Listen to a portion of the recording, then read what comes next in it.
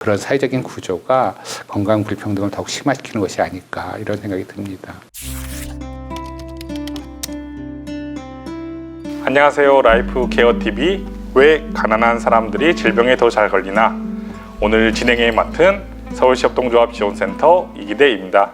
코로나19와 기후위기로 인한 재해를 겪으면서 우리는 재난은 평등하게 오지 않는다는 사실을 확인했습니다. 질병 역시 평등하게 찾아오는 것이 아니라는 생각이 들었습니다. 왜 그럴까요? 왜 가난한 사람은 더 질병에 잘 걸리는 걸까요? 어떻게 하면 모두가 평등하게 건강할 수 있는 사회를 만들 수 있을까요? 이 질문에 답변을 찾아보기 위해 오늘 특별한 손님을 두 분 모셨습니다. 모두가 평등하게 건강한 사회, 이러한 사회를 만들기 위해서 노력하고 계시는 녹색병원 임상혁 원장님과 위드 의료복지사회적 협동조합의 정민철 이사장님과 함께 이야기를 나눠보도록 하겠습니다. 안녕하세요. 녹색병원의 원장 임상혁입니다. 네, 반갑습니다. 저는 대구에 있는 위드 의료복지사회적 협동조합 이사장으로 있는 정민철이라고 합니다. 건강은 개인의 문제로 생각하기 쉽습니다. 하지만 많은 연구들을 보면 개인의 건강이 개인의 문제만은 아니라고 말하고 있습니다. 세계보건기구 WHO는 산하에 건강의 사회적 결정 요인 위원회를 기구로 설치하고 운영하고 있으며, 건강에 영향을 미치는 결정 요인들을 모형화하여 보건의료 서비스의 이용, 소득, 교육, 직업, 사회적 관계와 사회적 요인도 건강의 결정 요인이 된다고 말하고 있습니다. 정말 사회적 요인이 개인 건강에 결정을 할 수 있는지 우리 두 분께 한번 들어보도록 하겠습니다. 간단한 실례를 하나 들면요, 우리 요새 이제 최근에 많은 노동자들이 사망하는 기사들을 보실 겁니다. 방송에서도 자주 나오는데요. 노동자들의 사망의 거의 70%, 80%가 비정규직 노동자이거나 영세한 사업장의 노동자입니다. 이것을 보면 우리나라의 그런 경제적인 차이, 이런 것들이 재난, 또 질병, 사고를 일으킨다고 볼 수 있습니다. 우리 지역 간의 격차들 또한 굉장히 많이 있습니다. 하다못해 서울시만 보더라도 경제적으로 넉넉하지 않은 구의 그 주민의 평균 수명이 이른바 말하는 강남 4구, 강남 3구의 수명보다도 훨씬 적습니다. 의료기관의 분포도 역시 강남이 훨씬 많고요. 그래서 이 건강의 문제가 개인의 문제도 물론 있겠지만 사회적인 문제, 또 경제적인 문제, 이런 데도 굉장히 영향을 많이 미칠 수 있습니다. 네, 저희들 의료사회 같은 경우도 어쩌면 왜 가난한 사람들이 질병에 더 잘 걸리는가 하는 질문을, 이 질병이라는 것은 대부분 개인의 책임, 또 개인이 챙겨야 될 몫이라고 생각하지만 저희들은 그 질병의 사회적 책임을 좀 묻는 데서 의료사회적 협동조합 시작을 한 게 아닌가라는 생각을 하고, 근데 또 이런 화두들은 되게 오래전부터 사회학자들이나 의료계 일부에서 이제 회자된 내용이지만, 여전히 이 뻔한 내용을 우리가 이야기할 수밖에 없는 것은 아직도 이런 질병의 문제가 개인의 문제로 인식이 되고, 또 의료 시장 자체가 이런 형태로 개인을 뭔가 파편화시키고 내 건강은 내가 지키는 거다 라는 그런 인식이 있지 않나 하는 생각이 들면서, 어쨌든 우리 몸에 새겨지는 사회적 흔적들, 그런 것들이 우리 질환하고 많이 연결돼 있다 라는 것은 아주 우리 원장님도 말씀하셨지만 여러 자료에 의해서 이제 증명이 되고 또 인식을 하고 있는 거지만, 여전히 아직 그 인식은 개선되지 않고 있다라고 생각합니다. 사회적 요인이 정확히 어떻게 개인 건강에 영향을 미칠 수 있는지 조금 더 자세히 설명이 가능할까요? 구체적인 요인들이 굉장히 많을 수 있을 것 같은데요. 예를 들면 최근에 어저께 방송에 나왔죠. 나이지리아의 어린아이 넷이 화재로 사망하는 사건이 있었는데요. 그것도 벌써 주거 환경 자체가 차이가 있다는 거죠. 반지하에 사는 집에는 가보시면 곰팡이가 많이 피어 있고요. 습기가 굉장히 많이 차 있습니다. 이런 주거의 문제도 하나 있을 것 같고요. 쉽게 보면 교육에 따라서도 건강의 차이가 많이 납니다. 교육이 낮은 곳 환자들이 성인병이나 이렇게 암 환자들이 많이 발생하고요. 뭐 흡연이나 또 음주의율도 굉장히 높게 되겠죠. 아까 제가 노동도 얘기했는데 노동도 정규직의 노동과 비정규직의 노동의 차이가 이런 건강의 형평의 차이도 나올 수 있고요. 미국에서 재미있는 실험을 했는데요.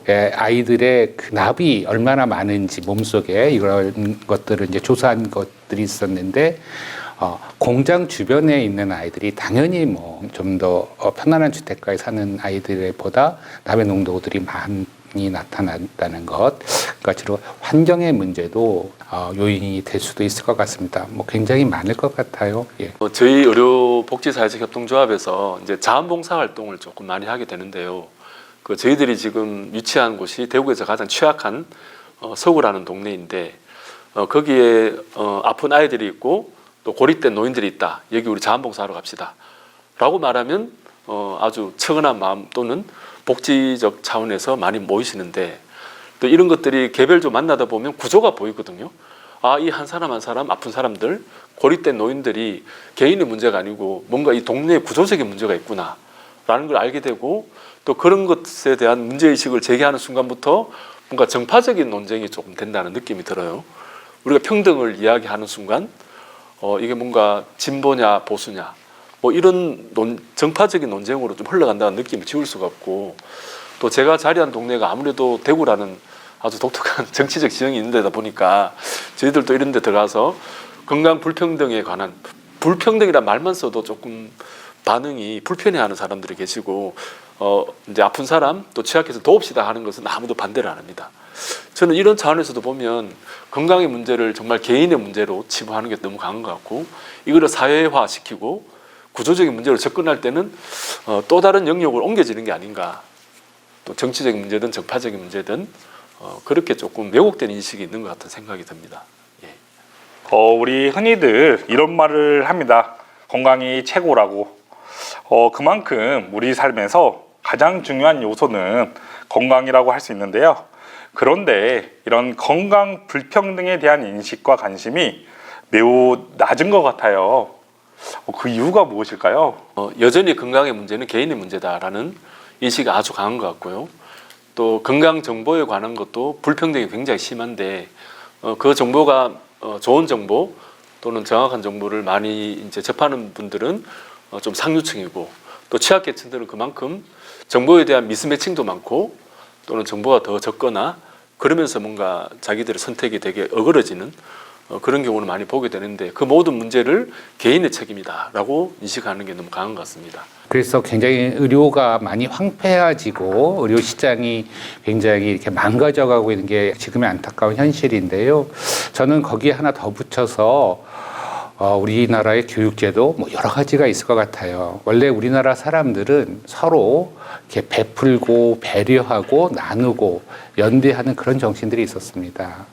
그런데 최근에는 서로 경쟁하고 내가 더 잘나야 되고 그래서 남에 대한 배려나 남에 대한 그런 것들이 점점 희미해지는 것 아닌가 이런 생각이 듭니다. 불평등이 있으면 좀 평등하게 하려고 하는 노력들 이런 것들이 많아져야지 이런 이 건강의 불평등에 생기는 문제들도 좀 해결이 될 텐데요. 정 사장님 말씀처럼 개인적인 그러한 것들 그리고 개개인의 문제로 돌리면서 그런 사회적인 구조가 건강 불평등을 더욱 심화시키는 것이 아닐까 이런 생각이 듭니다. 우리가 건강을 이야기할 때 흔히 하는 말들이 있습니다. 술, 담배를 끊어라, 채소를 많이 먹어라, 운동해라. 주로 제가 듣는 이야기이긴 한데요. 그렇다면 흡연과 음주를 하지 않고 건강한 음식을 먹고 적당히 운동을 꾸준히 한다면 모두가 건강해진다는 걸 모르는 사람은 없을 겁니다. 알면서도 실천을 하지 않는 이유는 대부분이 개인의 어떤 의지의 문제로 치부하고 있는데 사실 이거조차도 사회적 요인의 영향을 받는다고 하는데요. 사실 정말 그런지 두 분의 전문가분께 한번 들어보도록 하겠습니다. 마음의 여유가 있고 풍요롭고 그러면 자기 자신을 돌아보게 되고 자기 몸을 돌보게 됩니다. 보통 일반적인 사람들이 그렇습니다. 그런데 그러지 못하면 자기의 몸에 대한 관심을 점점 갖지 못하게 돼요. 그러니까 제가 굉장히 좋아하는 말 중에 하나가 저녁 있는 삶이란 말이 되게 좋은 말이었거든요. 그런데 장시간 노동을 한다면 저녁 있는 삶을 할 수가 없습니다. 자기의 몸에 관심이 없고 자기의 몸을 돌보지 못합니다. 아까 말했지만 정규직 노동자보다 비정규직 노동자들이 대기업의 노동자들보다 영세한 기업의 노동자들이 더 병에 잘 걸린다고 하는데요. 이런 장시간의 노동이나 여러 가지 조건 때문에 자기 자신들을 돌보지 못하게 됩니다. 정보도 없고 유일한 문화가 뭐 음주를 하는 것 또는 스트레스가 받으면 담배를 피는 것 이렇게 되는 것들이 그런 영향이 있지 않을까 생각이 됩니다. 제가 동네에서 이제 어르신들을 종종 만나게 되는데 대부분 그 노인성 만성질환, 고혈압, 당뇨, 고지혈증 이런 진단을 받고 병원에서 이제 운동하셔야 됩니다. 또 야채를 드셔야 됩니다. 또 단백질 식단 하십시오. 이야기를 다 듣고 오셔서 저희들한테 이야기를 하지만 혼자 있으면 맛이 없대요. 밥을 또 해서 아니면 뭐 대충 찬물에 밥 말아 먹는다. 또 입맛이 없어서 그냥 건너뛴다.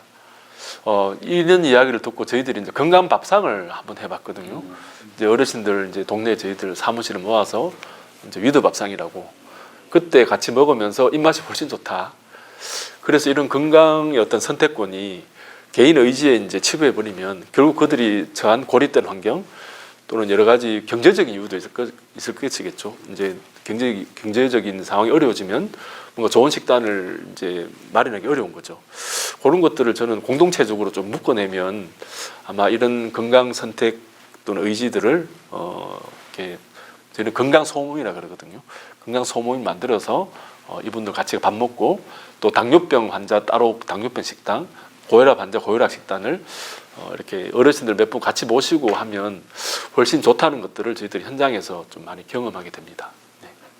근데 사실 개인의 어떠한 의지 문제도 사실 없는 건 아니지 않나요? 당연히 그건 해야 되는 거고요. 근데 꼭 그것만이 있다는 건 아니고 그 개인의 문제로만 치부해서는 안 되고 이런 사회적인 문제, 구조적인 문제들까지 같이 해결을 해야지 이런 이제 개인적인 문제들이 해결이 될 수도 있는 거지요. 근데 사회가 좀 저는 갈수록 다 개별적인 책임이나 행동을 요구하는 것 같아요. 이게 자본주의 속성 같기도 하고 어쨌든 전 세계가 이익 창출을 뭐 어쨌든 목표로 모두 국가 정책을 삼다 보니까 개인들은 거기 당연히 학습 또 몸에 체화가 되는 거죠. 모든 삶이 내 책임인 거죠. 또 강한 사람들은 강한 사람대로 승자가 되는 거고 또 뒤처진 사람은 뭐 루저 그럽니까? 건강도 그런 문제가 있는 것 같고 내 책임이라는 거죠. 그러니까 말씀은 맞는 얘기입니다. 근데 이 건강의 문제가 이게 너무 시장화돼 버려서 개인이 선택하고 좀 더 개인이 책임이 돌리고 그런데 꼭 그런 것만은 아닙니다. 다른 나라의 사례들을 보거나 이러면 이 건강의 문제는 우리 집단의 문제고 우리 사회의 문제고 그리고 정부에서 노력해야 되는 문제고 공공의 문제로 이렇게 해결이 돼서 오히려 그러한 노력들을 어떻게 해나갈까 이렇게 이제 의료나 건강의 해결을 그렇게 하는 곳도 굉장히 많이 있거든요. 최근 아이쿱 상협에서는 어떤 식품이 암 예방에 좋은지 어떤 식품이 암을 유발할 수 있는지 표기하도록 입법화를 요구하는 캠페인을 벌이고 있다고 합니다. 개인이 많은 노력과 시간을 들이지 않고 쉽게 암을 예방하고 건강에 좋은 식품을 선택할 수 있는 취지라고 하는데요. 또 인라이프 케어 이종협동조합 연합회에서는 치료 중심의 사회에서 예방 중심의 사회로 패러다임을 바꾸자는 라이프 케어 운동을 진행하고 있다고 합니다. 채식 유지의 건강한 생활 습관을 통해서 개인의 건강과 지구의 건강까지 지키자는 운동인데요. 이처럼 질병에 걸린 뒤 치료하는 것도 중요하지만 질병에 걸리기 전에 예방을 해야 사회가 더욱 건강해지겠죠. 이런 의미에서 우리 시청자분들께서도 라이프 케어 운동에 많은 관심을 주시면 감사하겠습니다. 의료복지사회적협동조합을 또 운영하시고 우리 의료인의 입장에서 봤을 때 암과 질병을 예방하기 위해서는 어떠한 제도가 개선되고 어떠한 서비스가 필요한지 우리 한 말씀 부탁드리겠습니다. 예, 술을 못 먹게 하고 담배를 끊게 하면 굉장히 많이 예방될 것 같은데요. 그것도 실은 굉장히 중요한 거죠. 암이라는 것이 지금은 의료적으로는 전부 다 개인적인 것, 유전적인 것 이런 것으로 굉장히 많이 포커싱이 되어 있고 유전자 치료라든지 면역 치료라든지 전부 다 개개인에 대해서 이렇게 맞춰져 가고 있는데 그래서 건강한 음식들을 먹는 것 굉장히 중요할 것 같고요. 아까 아이컵에서 그런 캠페인 한다고 하는데 가공된 물질들 여러분 그 소세지 붉은색 소세지 햄이라고 그러죠. 그게 발암 물질로 지정된 건 아시죠? 제가 제일 좋아하는 음식인데. 그러니까요. 그것도 1급 발암 물질로 지정되거든요. 근데 왜 그러냐면 그게 아질산산 나트륨이라서 쓸데없이 염색을 하는, 그러니까 색깔을 맛있게 하려고 이렇게 하는 그런 것들이 있습니다. 또 가공된 음식에는 여러 가지 방부제라든지 이런 것들 있는데 그러한 것들 다 좋지 않고요. 그래서 자연 그대로의 음식들 먹는 것들은 굉장히 중요할 텐데요. 네, 그러한 노력을 여러 군데에서 하고 있으니까 그건 굉장히 도움이 되는 것 같습니다. 아까 기후의 위기가 지구의 생존 이런 것들도 있지만 실은 질병의 문제 또 이런 것들에서도 반드시 영향을 미치거든요. 이 미세먼지들이 굉장히 발암성 물질들이 많이 들어있고 또 미세먼지 자체가 발암 물질로 등재되어 있기 때문에 그런 기후들을 맑게 하는 것, 깨끗하게 하는 것조차도 이제 암의 예방에 굉장히 큰 도움이 될 수 있을 것 같습니다.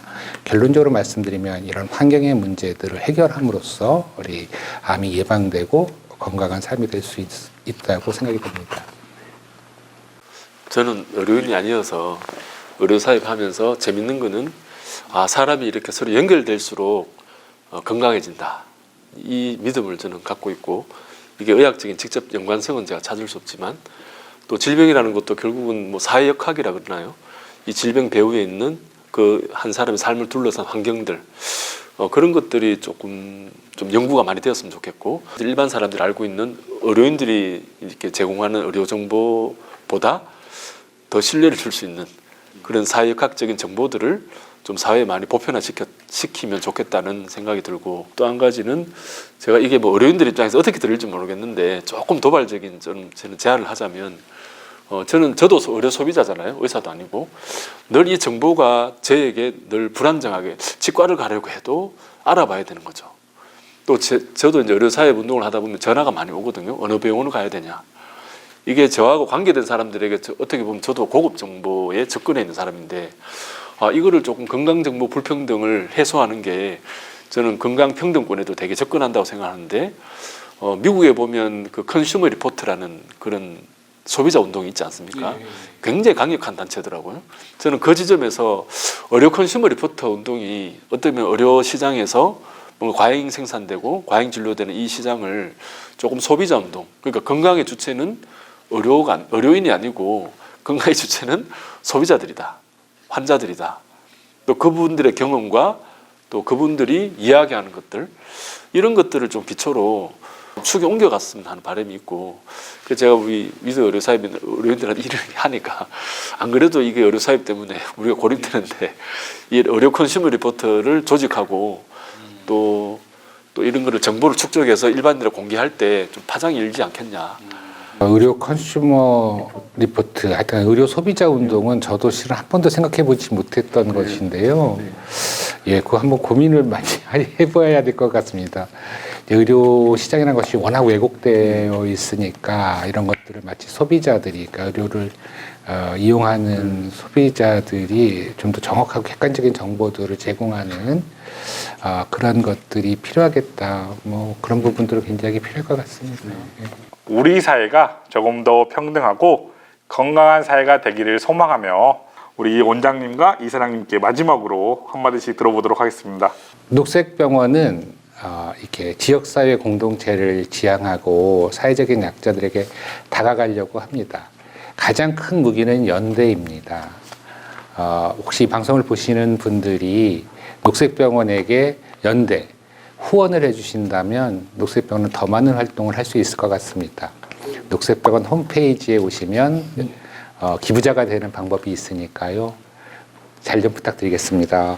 저는 모든 인간은 줄 수 없을 만큼 가난한 사람도 없고 또 받을 필요가 없을 만큼 부유한 사람 없다고 생각합니다. 그래서 우리 모든 사람이 서로 돌봄이라는 이런 건강 체계 또는 국가가 돌보지 못하고 또 개인이 무관심으로 이 사회를 지배할 때 우리가 공동체를 이루고 서로 돌봄이라는 가치를 좀 확산했으면 좋겠다라는 생각이 듭니다. 위드 의료복지사회협동조합이 그 운동에 앞장서겠습니다. 연대하고 우리 서로 돌봄을 실천하자라고 우리가 정리해 볼 수 있을 것 같고요. 우리 준비되셨죠? 예. 마지막 우리 끝인사가 나름 제스처도 있어가지고요. 함께 알고 건강해요.